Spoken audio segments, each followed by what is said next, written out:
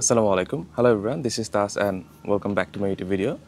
So আজকের ভিডিওতে আমি যে বিষয়টি নিয়ে কথা বলবো সেটা হচ্ছে অস্ট্রেলিয়াতে আপনার মান্থলি এক্সপেন্স। আপনি যদি as a student, international student অস্ট্রেলিয়াতে পড়তে চান, তাহলে আপনার এক মাসে লিভিং এক্সপেন্সটা কেমন হবে, আপনার টোটাল কেমন খরচ হবে। সো সেই সকল বিষয় নিয়ে এই ভিডিওতে আমি একটা বিস্তারিত ধারণা দিতে চাচ্ছি। বেসিক্যালি আমি অস্ট্রেলিয়াতে এসেছি হচ্ছে এই ফেব্রুয়ারি মাসে, অর্থাৎ ২ মাসের মতো হয়ে গেছে অলরেডি আমি এখানে আছি। সো আমি সিডনিতে অবস্থান করছি। সো আমার এই ২ মাসে কী পরিমাণ খরচ হয়েছে এবং প্রত্যেক মাসে আমি আসলে কী ফেস করেছি, কেমন আসলে আমার খরচ হচ্ছে, সেই সকল বিষয়ে এই ভিডিওতে আমি একটি বিস্তারিত ধারণা দিতে যাচ্ছি। যেহেতু এটা আমার নিজের সাথে হচ্ছে, সো আমি একদম বাস্তব চিত্রটা আপনাদের সামনে তুলে ধরার চেষ্টা করব এবং আশা করি পারবো তুলে ধরতে। আর যেহেতু আমি এই মুহূর্তে সিডনিতে অবস্থান করছি, সো আমার এই হোল ভিডিও পার্সপেক্টিভটা থাকবে সিডনি রিলেটেড, অর্থাৎ সিডনিতে একজন স্টুডেন্টের কেমন খরচ হতে পারে, সেটাই থাকবে এই ভিডিওর আসলে মুখ্য বিষয়। তার কারণ হচ্ছে অস্ট্রেলিয়া হচ্ছে অনেক বড় একটা দেশ, এখানে অনেকগুলো স্টেট রয়েছে। প্রত্যেকটা স্টেটে হচ্ছে আসলে খরচ এক এক রকম হবে। আমরা সবাই জানি সিডনি হচ্ছে one of the busiest states of Australia. So এখানে আসলে লিভিং এক্সপেন্সটা অন্য সকল স্টেট থেকে অনেক বেশি। সো আমি সেই পার্সপেক্টিভ থেকে এখানে এই ভিডিওটা বানানোর চেষ্টা করব। আর পাশাপাশি আমি যদি আমার নিজের সম্পর্কে একটু বলে নিতে চাই, আমি সিডনিতে এখন ম্যাকিওর ইউনিভার্সিটিতে মাস্টার্স করছি। আমি মেকানিক্যাল ইঞ্জিনিয়ারিংয়ের উপরে মাস্টার্স করছি। আমার এই সেমিস্টার হচ্ছে এই ফেব্রুয়ারি থেকে আমার সেমিস্টার স্টার্ট হচ্ছে। আমি জাস্ট একদম নিউ কামার, আমি শুরু করছি এখানে পড়াশোনা। সো আমার এই হোল জার্নিটা আমি প্রত্যেকটা ভিডিওর মাধ্যমে আপনাদের সাথে শেয়ার করার চেষ্টা করব। আপনারা যদি এই রিলেটেড কন্টেন্ট দেখতে আগ্রহী থাকেন, তাহলে অবশ্যই আপনারা সাবস্ক্রাইব করবেন এবং এই ভিডিওগুলো দেখবেন। আশা করি আপনারা উপকৃত হবেন। So without further due, let's get started. চলুন ভিডিওটা শুরু করা যাক। সো আমরা যদি এক্সপেন্সের কথা বলি, তাহলে সবার প্রথমে সবথেকে বড় যে এক্সপেন্সটা সেটা হচ্ছে আসলে রেন্টাল এক্সপেন্স, আপনার হাউস রেন্ট। এখানে সিডনিতে আসলে বাসা ভাড়া অনেক বেশি। অ্যান্ড এই বাসা ভাড়া আসলে ডিপেন্ড করে আপনি আসলে কীরকম বাসা যাচ্ছেন। আপনি যদি ধরেন একটা সিঙ্গেল রুমের বাসা চান, একটা অ্যাপার্টমেন্ট যেখানে অনেকগুলো রুম থাকবে, এক এক রুমে এক একজন থাকবে এবং আপনি আলাদা একটা সিঙ্গেল রুমে থাকবেন, তাহলে হচ্ছে একরকম খরচ হবে। আবার আপনি যদি ধরেন যে একজনের সাথে শেয়ার করে থাকবেন একটা রুমে, তাহলে হচ্ছে অবশ্যই আপনার রেন্টটা কমে যাবে। আর হচ্ছে অনেকে স্টুডিও অ্যাপার্টমেন্ট নিয়ে থাকে, যেমন যারা হচ্ছে কাপল থাকে তারা অনেকেই অনেক বেশি খরচ করে স্টুডিও অ্যাপার্টমেন্ট নিয়ে থাকে। সেটা হচ্ছে 2-3টা রুম নিয়ে থাকে, তো সেক্ষেত্রে খরচ হচ্ছে অনেক বেশি হয়ে যায়। সো আমি যদি আমার কথা বলি, আমি আসলে একটা সিঙ্গেল রুমে থাকি যেখানে জাস্ট আমি একাই, এবং এটা আমার ইউনিভার্সিটি থেকে, আমি ম্যাকিওর ইউনিভার্সিটিতে মাস্টার্স করছি, তো আমার ইউনিভার্সিটি থেকে একদম খুব কাছে। সো সে কারণে এই আসলে রেন্টটা অনেক বেশি। সো আমার উইকলি যে রেন্টটা পড়ে সেটা হচ্ছে 250 AUD। আচ্ছা, প্রথমেই বলে নিচ্ছি, এখানে আমি টোটাল যে হিসাবটা দিব সব কিছুই থাকবে অস্ট্রেলিয়ান ডলারে।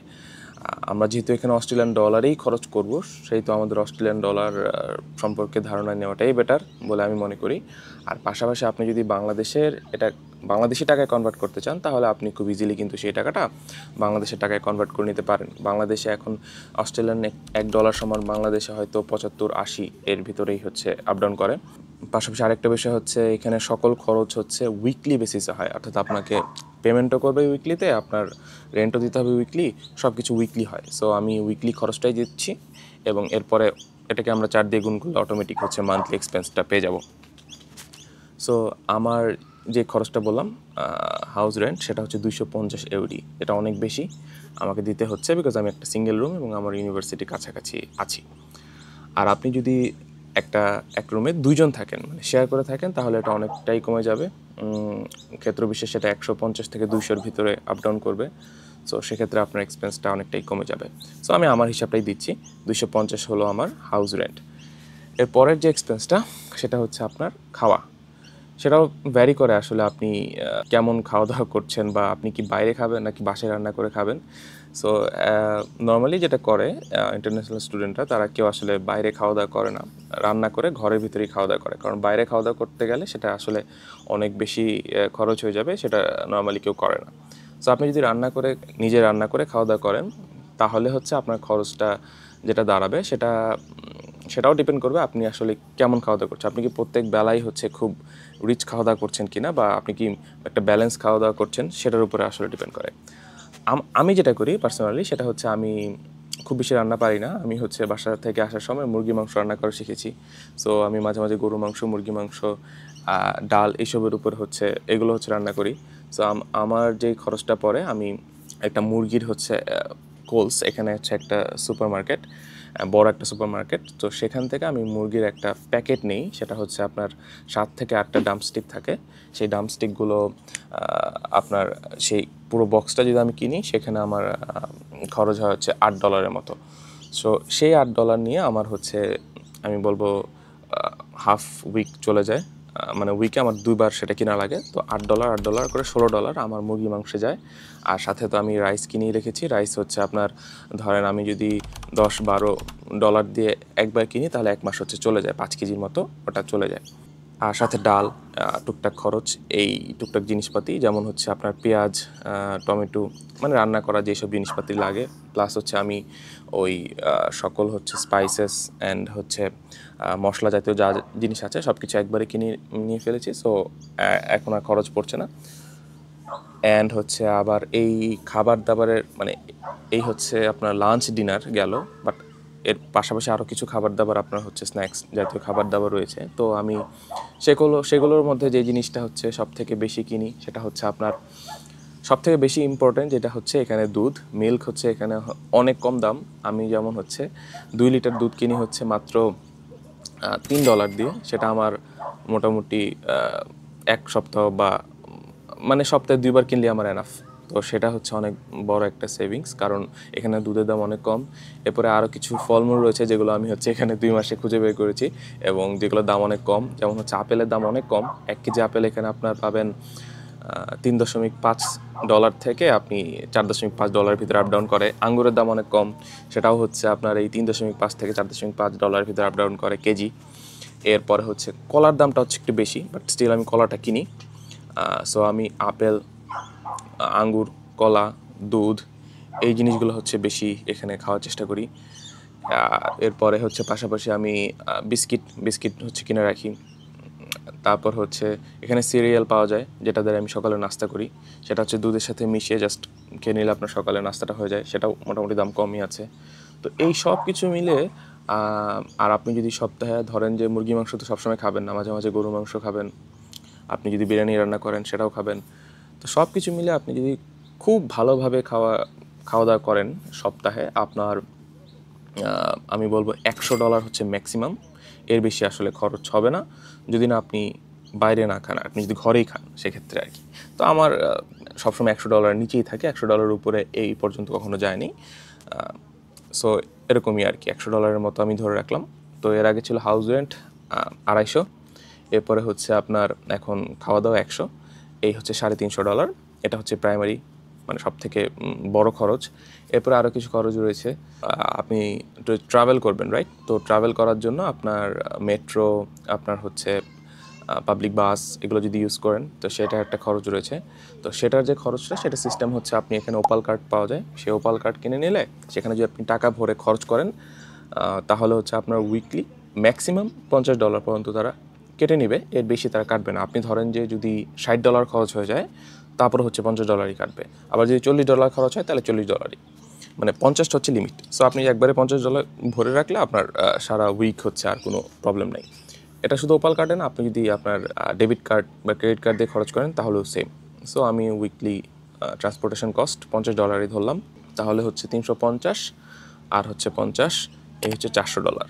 এরপরে কিছু খরচ রয়েছে, যেমন হচ্ছে আপনার মোবাইল বিল। এই মোবাইল বিল হচ্ছে আপনার, এটা হচ্ছে মান্থলি একটা খরচ। সেটা হচ্ছে আমি একটা অফার রয়েছে বিভিন্ন রকমের, আমি একটা সিম ইউজ করি, সেটা হচ্ছে ভোডাফোন। সেটা হচ্ছে আমার $50 মান্থলি কাটে, এবং সেটা দিয়ে আমি এখানে ইন্টারনেট থাকে, কত জিবি আমার এই মুহূর্তে খেয়াল নেই, একটা অ্যামাউন্ট থাকে ইন্টারনেটের অ্যামাউন্ট, প্লাস হচ্ছে বাংলাদেশে আমি হচ্ছে আনলিমিটেড কথা বলতে পারবো। তো এই হোল প্যাকেজটা নিয়ে আমার $50 মতো কাটে। পাশাপাশি আরেকটা বিষয় হচ্ছে, আপনি যদি মোবাইল কিনেন, এখানে আসার পরে অনেকেই হচ্ছে মোবাইল কিনে, এবং হচ্ছে এটা হচ্ছে আপনার প্রত্যেক মাসে একটা অ্যামাউন্ট কেটে নেয় মোবাইল খরচ বাবদ। মানে ফুল টাকাটা আপনি একবার পে করবেন না, আপনি 2 বছর যাবত আস্তে আস্তে পে করবেন বা 1 বছর যাবত পে করবেন। তো সেরকম যদি আপনি ফোন কিনেন, তাহলে আপনার খরচটা একটু বেড়ে যাবে। আর আমার কথা যদি বলি, আমি আসলে ফোন কিনতে ইচ্ছুক ছিলাম না, একদমই না, কারণ আমি খরচ আসলে কমাতে চাচ্ছিলাম। বাট এখানে আসার পরে একটা ঘটনা ঘটে, আমার ফোনটা নষ্ট হয়ে যায়, যার কারণে আমি আসলে আসলে কিনতে বাধ্য হই। সো আমি একটা ফোন কিনি, এখন আমার খরচ ওই $50, সিমের সাথে ওটা হচ্ছে একসাথে কানেক্টেড, একই কোম্পানি থেকে যদি আপনি কিনেন তাহলে ওটা তারা দুজন একসাথেই হচ্ছে টাকাটা একসাথেই দুইটা প্রোডাক্টের জন্য টাকা কেটে রাখবে। তো সিমের হচ্ছে 50 আর হচ্ছে আমার এই ফোনের জন্য 50, মাসে আমার $100 তারা কেটে নেয়। তো এই $100 যদি আমি মাসে যদি বলি 100, তাহলে সপ্তাহে আসবে হয়তো $25। তাহলে আগে ছিল 400, এখন হচ্ছে $425। এটাই হচ্ছে মূল খরচ, এরপরে আর তেমন কোনো খরচ নেই। বাদবাকি যদি কিছু খরচ আমি চিন্তা করি, যেমন আপনার যদি কোনো পোশাক লাগে, আপনার যদি চুল কাটতে হয়, আমি চুল কেটেছি আসার পরে এখানে, সো সেক্ষেত্রে একটা খরচ লাগবে। এরপরে হচ্ছে আপনার যদি ধরেন টুকটাক কেনাকাটা, যেমন হচ্ছে রান্নাবান্না করার জন্য আপনার অবশ্যই কড়াই পাতিল এসব লাগবে। তারপর হচ্ছে আর বাদবাকি যা খরচ, আপনার পড়াশোনা করতে গেলে হচ্ছে কলম, খাতা, পেন্সিল, এগুলো তো লাগবেই। তো সব কিছু মিলে যদি খুব ভালোভাবে থাকেন, আমার মনে হয় 425 ছিল আগে, তো সব মিলে 500 উইকের হায়েস্ট, এর বেশি যাবে না। আমার এখন পর্যন্ত 500 যায়নি, এর কমই যায়। আর আরেকটা খরচ আমার রয়েছে, সেটা হচ্ছে জিম মেম্বারশিপ। এটা হচ্ছে সবার হয়তো হবে না, বাট আমি এখানে খরচ করি আসলে জিম মেম্বারশিপটা নিয়েছি, because I think it's important for me. So আমার উইকলি সেটার জন্য হচ্ছে $20 মতো চলে যাচ্ছে। তো 425 আরও 20, 445। সো তারপরেও আমার $500 কখনো যায়নি, $500 নিচেই যায় সবসময়। তো এই হচ্ছে টোটাল সিচুয়েশন। এটা হচ্ছে হায়েস্ট আর কি। আপনি যদি এর থেকে আরও অনেক কমে থাকতে পারবেন, যেমন আপনি যদি সেদিক দিয়ে আপনার হাউস রেন্টটা কমিয়ে আনেন, ধরেন আপনি যদি রুম শেয়ার করে থাকেন, তাহলে আপনি ধরলাম 200 বা 200-র কম আপনি থাকতে পারছেন। এরপরে হচ্ছে আপনি যদি এই জিম মেম্বারশিপ বাদ আপনার যদি ফোন না কিনেন, তাহলে হচ্ছে অনেকটাই কমে যাচ্ছে খরচ। সো এই তো আপনি মোটামুটি আমি বলবো আপনি 400 থেকে 400, বা আপনি যদি আরও কমায় আনেন তাহলে হচ্ছে 350 না, 350 আসলে হয় না, এর উপরেই যাবে।